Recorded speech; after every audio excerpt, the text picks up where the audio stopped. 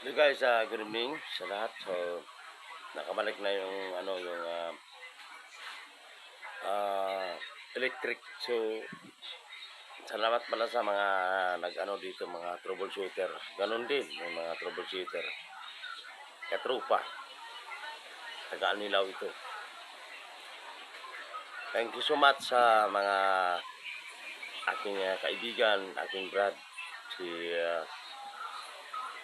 Brad Willard Gonzales at ang kanyang kasama na mahal na mahal ko tong kasama niya.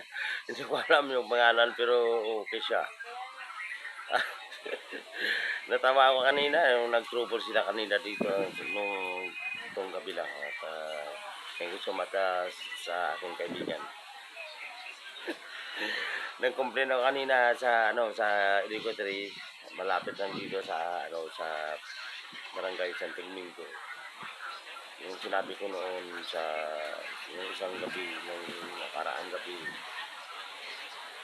iba-ibang ito, iba-ibang linya, may mga proper na mga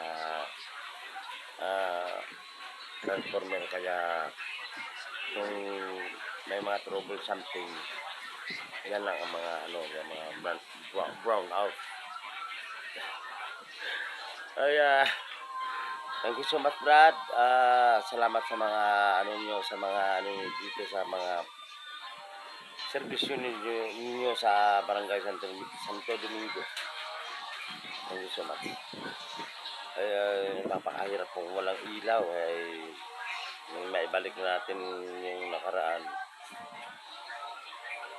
Yung nakaraan ay kahit ano lang, kinky or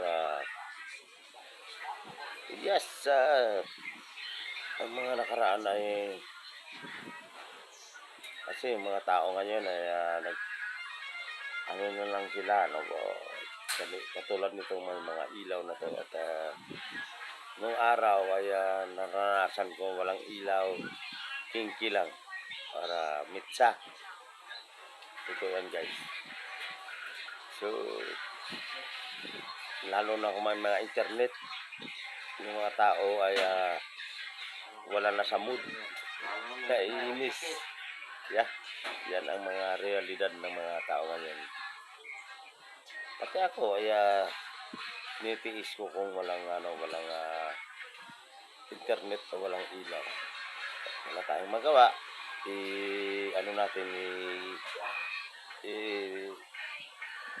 I-process natin o idaan natin sa tamang posisyon yung mga kasi hindi lang naintindihan ko yung mga troubleshooter sa electric na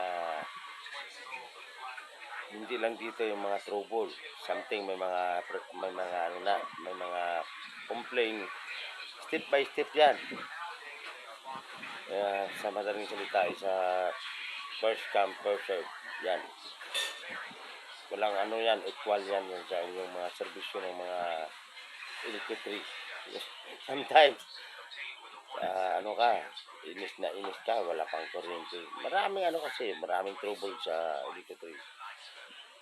Yes, ako'y nagpapasalamat sa mga kabrader ko sa Singapi, mga kababayan ko sa Anilaw na sila dito na para mailawan yung aming area. Thank you so much guys sa aking brad si Willard Gonzales at ang kanyang kasama taga-Anilaw din. Mahal na mahal ko itong kasama niya, yung matangkad. Mahal na mahal ko yan, si Toto Alex Franco, Toto Alex Stacey dan at God bless you. Love you Toto Alex. Yes, namit ko ang mga katropa ko sa TikTok. Hindi ko pa alam kung kailan ko mapalit. Ako'y naghingi ng tulong kay Dad Nita. Bahala na siya kung mga may tulong niya sa akin. Thank you guys. Good evening everyone. Tawa. Natin nga.